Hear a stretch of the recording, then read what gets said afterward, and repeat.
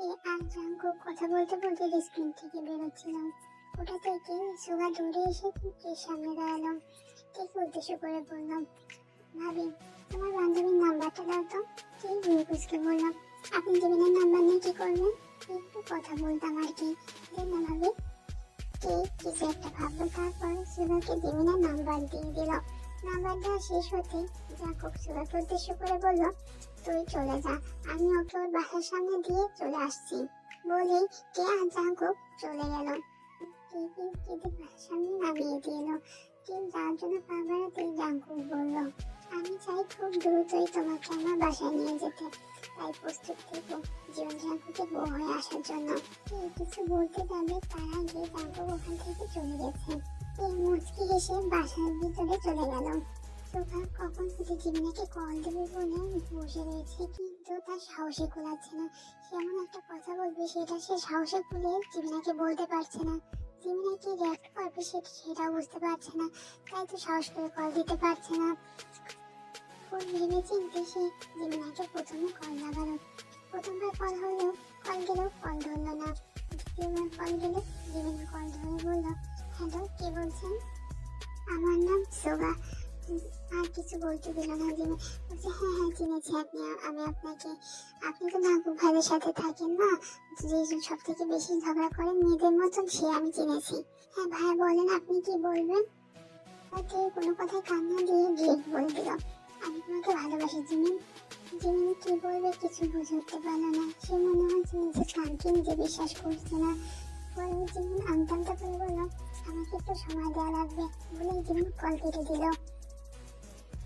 সুগা জিমিনের কল কেটে দেওয়া দেখে হাউতাশ করতে লাগলো। জীবনে প্রথম কাউকে ভালো লাগলো, প্রথম কাউকে প্রপোজ করলো, সে কিনা তাকে কিছুই বললো না। সে মনে মনে ভেবে নিয়েছে জিমিনা তাকে পছন্দ করে না। হয়তো সে হাউতাশ করতে করতে যে না জাঙ্কুককে কল লাগালো, দেখলো তার ফোন ওয়েটিং চলছে।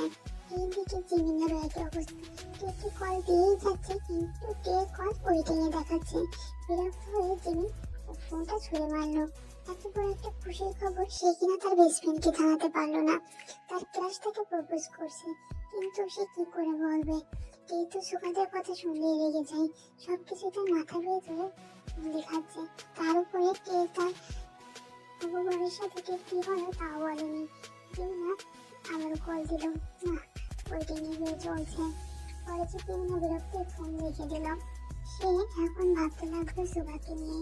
ওইদিকে কে আর জাঙ্কুক দুজন কথা বলা শেষ হলো। কে কল কেটে দেখলো জিমিনা অনেক কল এসেছে। সঙ্গে সঙ্গে সে কল ব্যাক করলো। জিমিনা যেন তার কলের অপেক্ষায় ছিল। কল দেওয়ার সাথে সাথে সে কল রিসিভ করলো। বলে বলল, এই তোর কি হয়েছিল? বিকালে গেলি অববরের সাথে দেখা করতে, এসে একবার কল পর্যন্ত দিলে না। আমি নিজেও যতবার বুঝেছি কল দিলাম, তাও তো কল ওয়েটিং। কার সাথে এত কথা বলছিলে? জিমিনার কথাই হেসে বলো, অববরের সাথেই কথা বলছিলাম। জিমিনা অবাক হয়ে বলল, তুই না সে কোনো যাওয়ার সময় বলে গেলি তুই বিয়ে করবি না, বিয়ে করতে চাস না, তা হঠাৎ করে কি মনে হলো তাই বিয়ে করতে চালি? তুই এবার জিমিনাকে বিকালে সব কথা খুলে বললো। খুলে বলার পর জিমিনা বলল, এত কিছু হয়ে গেল, তুই আমাকে আরো আগে এসে বলতে পারতি, কিন্তু তুই আমাকে এখনই জানাচ্ছিস। তাও আমি নিজে ফোন না দিতাম, জানতামই না। তোদের তো সবসময় ঝগড়া বাঁধার তালেই রাখতো। আমি তো ভাবছি তোদের জীবনে সংসারই হবে না, এখন ঝগড়া করতে করতে দিন চলে যাবে। তুই বললো কি জন্য তুই কল দিলি সেটা আগে বল, না বলে তুই আমার কথা নিয়ে পড়ে দিচ্ছিস। এবার জিমিনা আড্ডা করে বলতে লাগলো, সুগা কি বলেছে সেসব কথা। কে বললো এটা আমি আগে থেকেই জানি, সুগা ভাই আমাকে আগেই বলে দিয়েছে, আর তোর নাম্বারটাও আমার কাছ থেকে নিয়ে গিয়েছে। এর সাথে জিমিন আরো কিছুক্ষণ কথা বললো। কথা বলার পরে জিমিন ভাবছে সুগার বিষয় নিয়ে।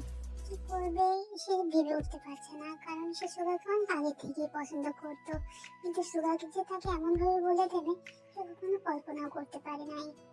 আজ সকাল সকাল ঘুম থেকে উঠেছে। সে কলেজে যাওয়ার জন্য রেডি হচ্ছিল, এমন সময় তার মা এসে তাকে বলল, শুনতে আব্বু তোকে ডাকছে, যে দেখা করে আয়। বলেই দিন চলে গেল। এই কিছুক্ষণ পর তার আব্বু রুমে গেল, দেখলো তার আব্বু বসে রয়েছে।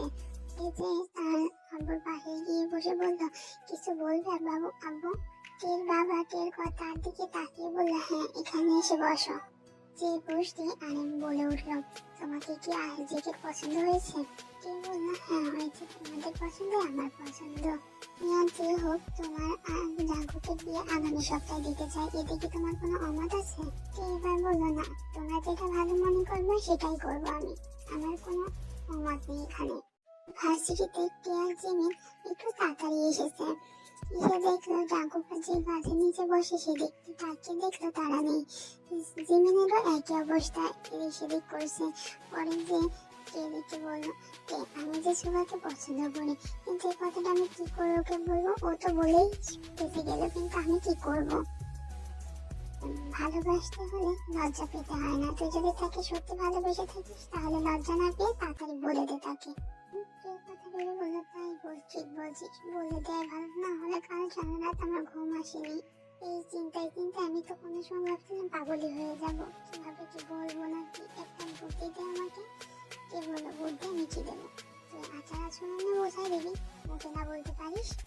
কথাটা জিমিনের মনে হলো এটাই করা উচিত, সে কখনো মুখে জোগাকে ভালোবাসার কথা বলতে পারবে না। তারা ক্লাসের ভিতরে চলে গেল।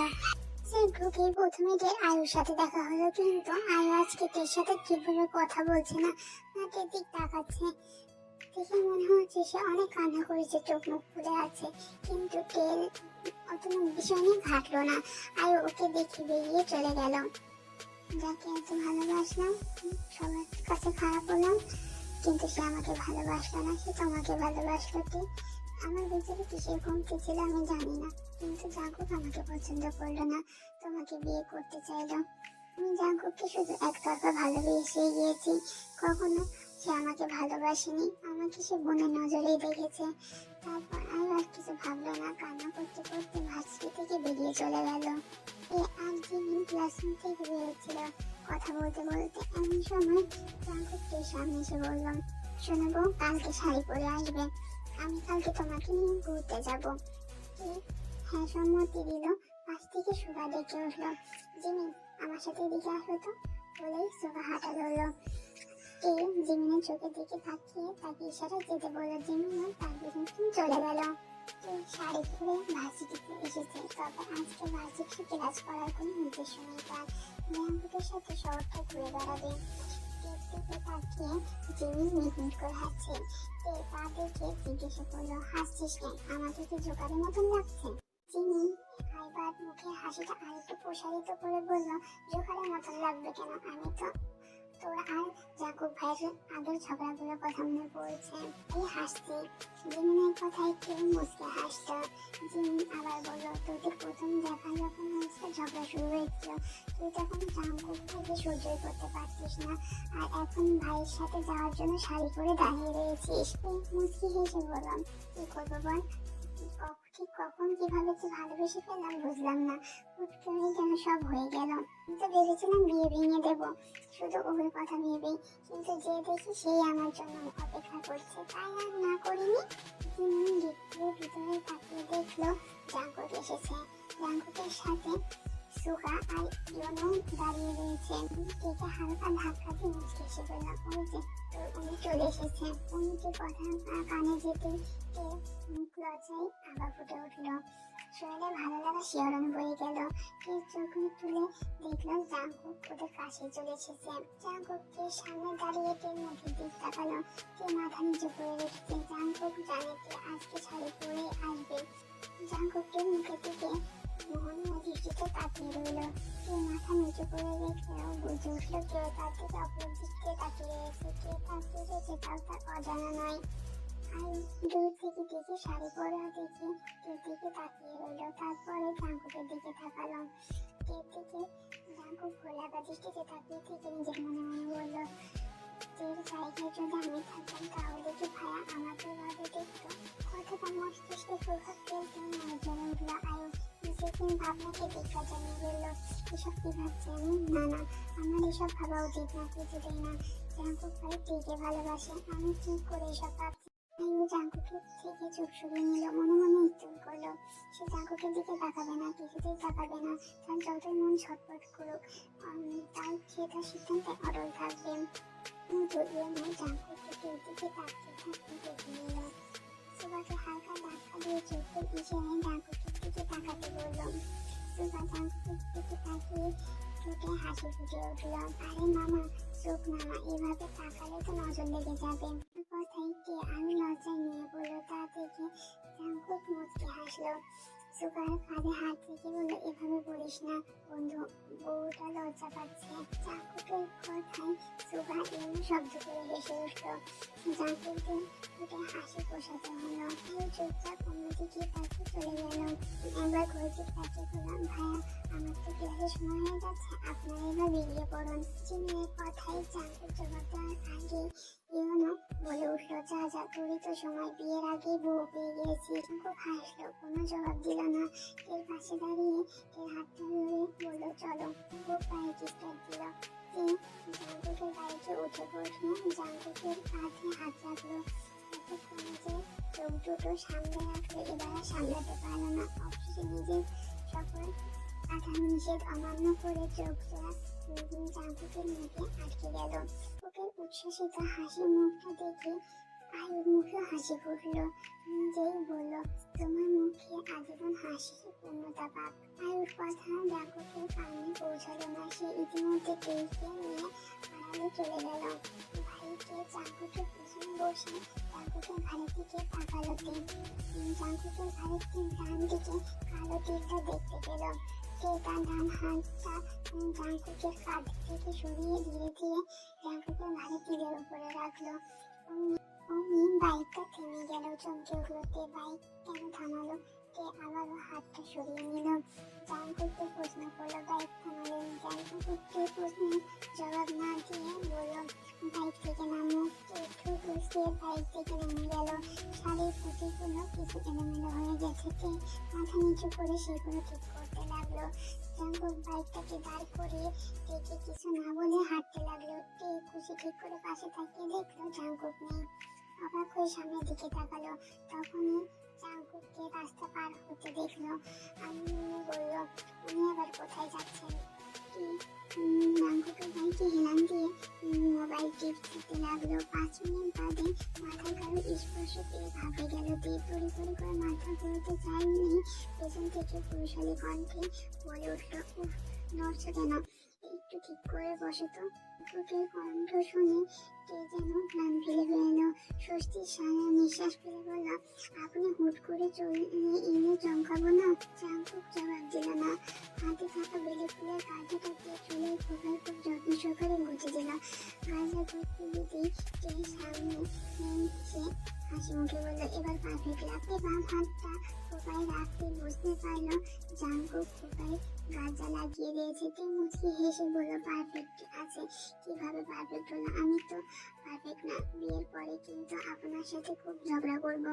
এর কথায় জাঙ্কুক হেসে উঠল। তখনই দেখতে পেল এক বৃদ্ধ লোক ব্যাগ হাতে রাস্তা পার হচ্ছে। আর কয়েক পা এগুলোই রাস্তা পার হয়ে যেতে পারবেন, কিন্তু তিনি হাঁটতে পারছেন না, খুব ধীরে গতিতে হাঁটছেন। এদিকে একটা বড় গাড়ি ধেয়ে যাচ্ছে।